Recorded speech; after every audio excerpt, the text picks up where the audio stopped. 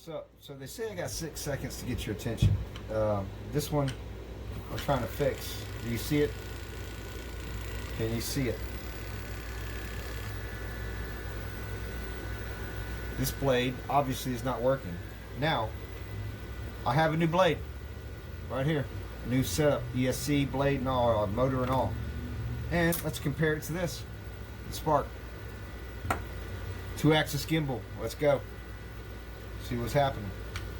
Let's cut this off. So let me kill this. And by the way, I don't know if you can see it, but this one does have optical flow right there. Spark. Optical flow. And by the way, this is just covered up my my numbers on this thing. This is the called the Dystopia wrap. I got it from Decal Girl. It's not dirty. It's clean. It's everything works fine. This Spark flies well. It's a very useful drone. I use it whenever I feel like it. So this is both 2-axis gimbals. This one obviously has a protruding nose like Pinocchio or whatever you want to call it. But my whole goal today is to take this arm, which I bought off AliExpress for $30 because I bought this from Banggood. Had it in the air for 7 minutes, and it stopped and dropped. And I don't know if you can see it, but right here, right there, there's a scratch and a dent, and it broke off the arm right here. So right here you see no arm, which I do have it. It's over here somewhere. And this one has the arm. So when it fell, this one quit working. It obviously, if you ever fly a drone and you've flown for any length of time and you lose one and you know it's a motor failure, you're gonna find that you're gonna find it like this, or you'll find it with that missing, because kind of like a plane. If the motor fails, that's the one where it's gonna fall to. So if this motor stops working, it's gonna. So this is going to take the brunt of any impact.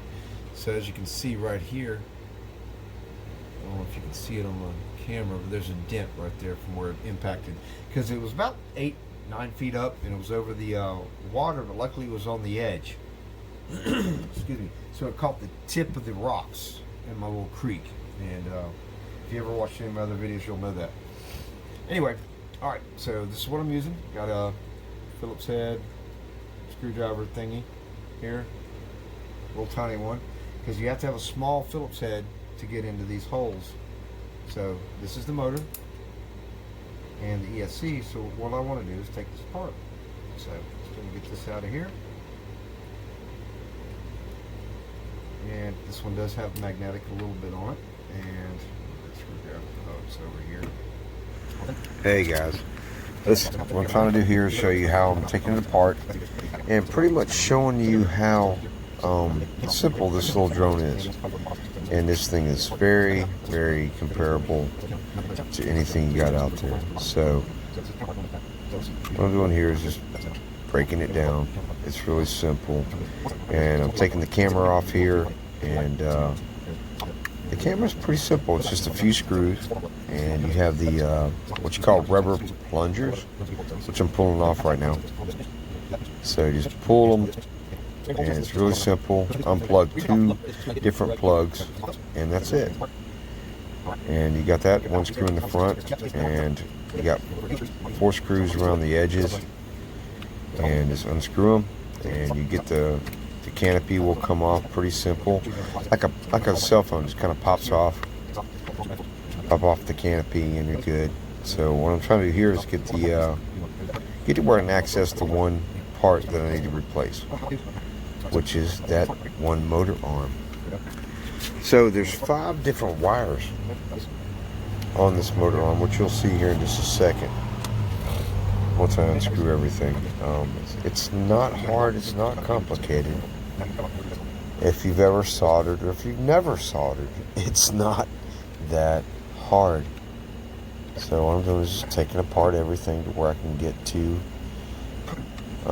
what I need to do the soldering. So all the nuts everything just fall loose. So there's the canopy coming off. So there's 3 different pieces to the canopy as far as the GPS and all that stuff. There's a red and a 2 red, 4 wires. Not 2 red, but I'm sorry, a red 4 wire. Anyway, the point is there's only 3 different types of way it connects, and it's very simple to see.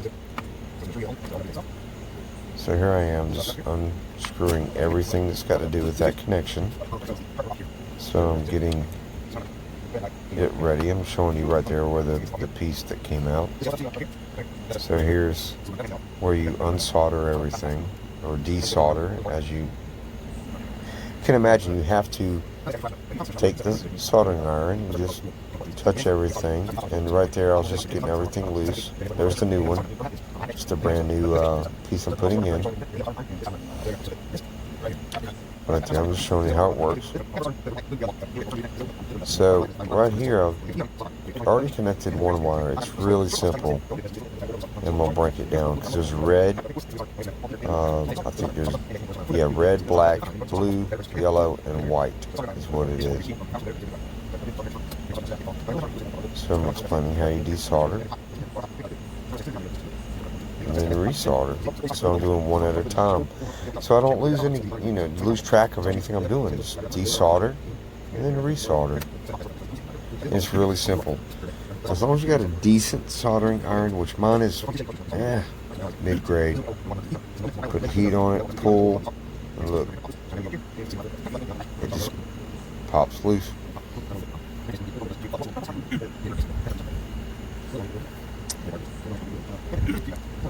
There you go, and it's loose.